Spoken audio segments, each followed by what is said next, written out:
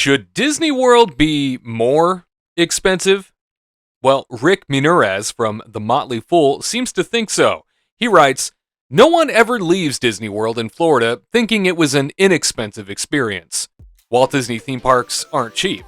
Over the years, Disney World's admission, food, lodging, and merchandise prices have far outpaced inflation.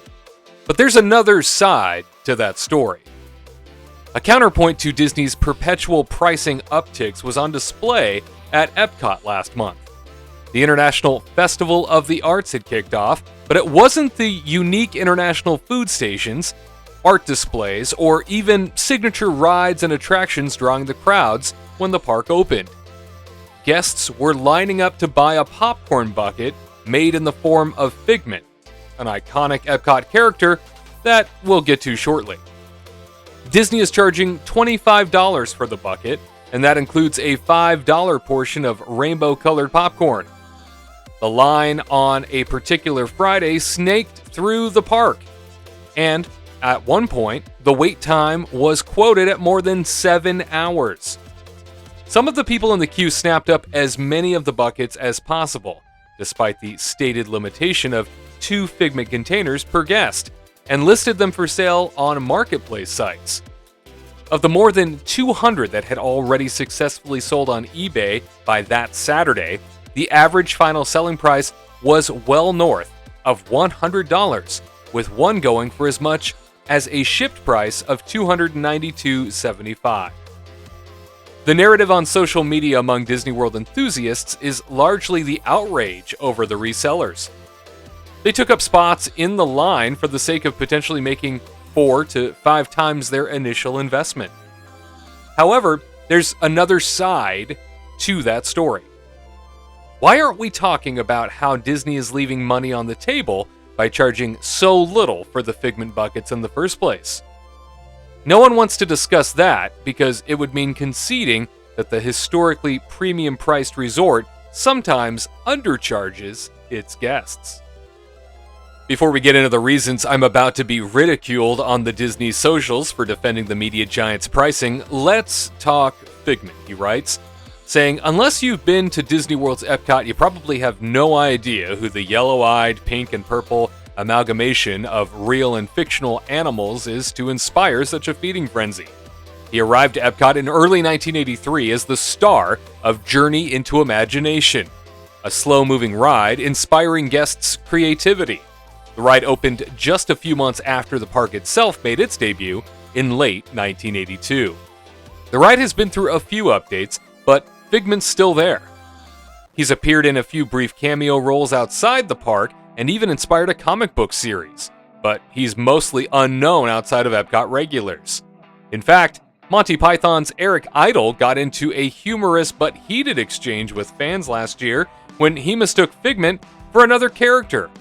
This is relevant because Idle stars in the ride with Figment. He explained that he has never been on the attraction, recording his part from a Los Angeles studio.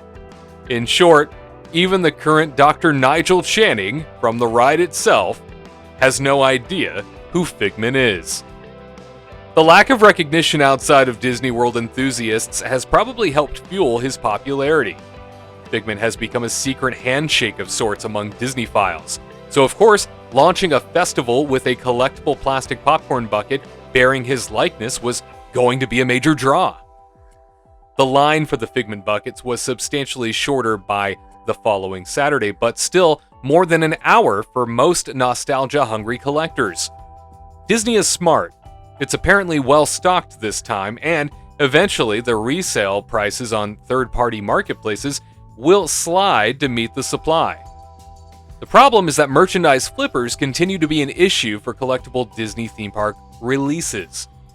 Making more buckets and charging more for them is one way to solve the problem, increasing its profits along the way.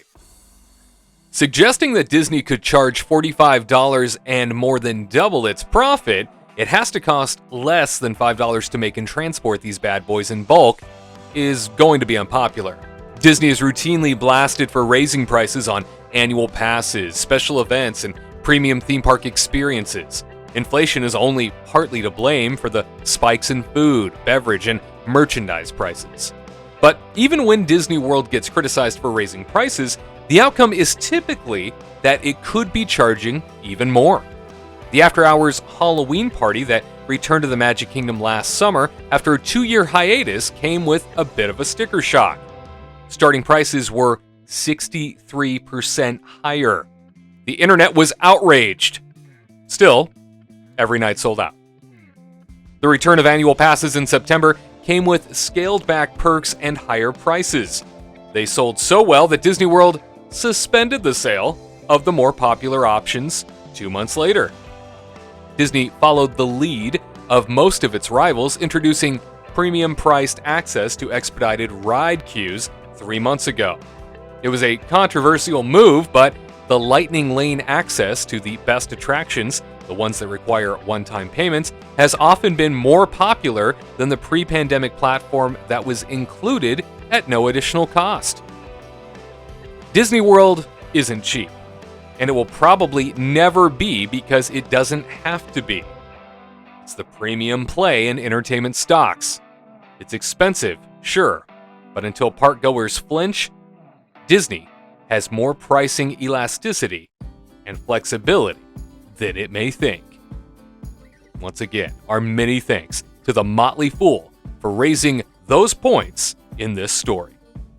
This was an important story, a great op-ed about the realities we're facing as Disney park guests these days. From Disneyland to Walt Disney World, the author raises some fantastic observations here, and that is, time and time again, the outrage that follows price hikes is led by people just purchasing more, buying again, and selling things out over and over.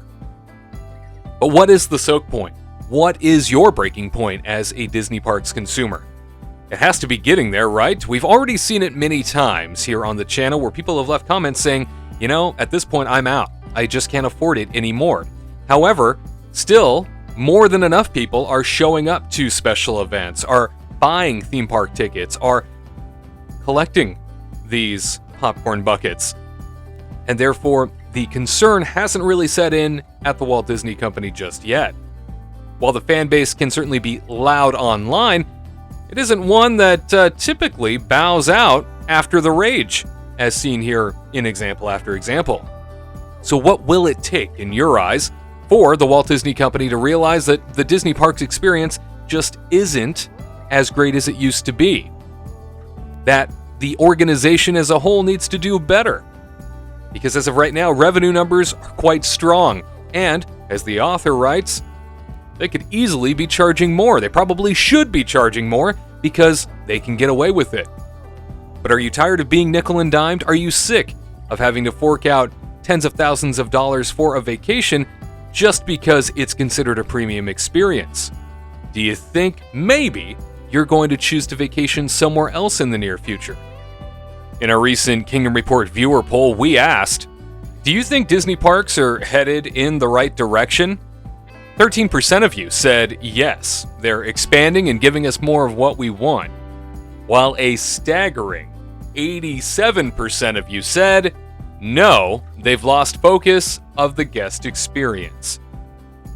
So once again, how do these two things correlate? The most rabid of Disney fans saying overwhelmingly no, they've lost focus of the guest experience, and yet the most rabid of Disney fans are still showing up, still purchasing things, still selling items out, and doing all of the special experiences being thrown our way. What is it that is going to bring you to your breaking point? Is there a saturation point? Is there a cost, a number value that you just won't pay? Or are you of the mind that Walt Disney World, being a premium experience, can and probably should charge more for what they are offering? Certainly, it's proving time and time again to be the case that people will just turn around and come right back in, even after screaming on the internet. We would love to hear your comments. Please, your perspective matters. Share it with us in the comments section below. For the Kingdom Report, I'm Wade Heath. To all who come to this happy place, welcome.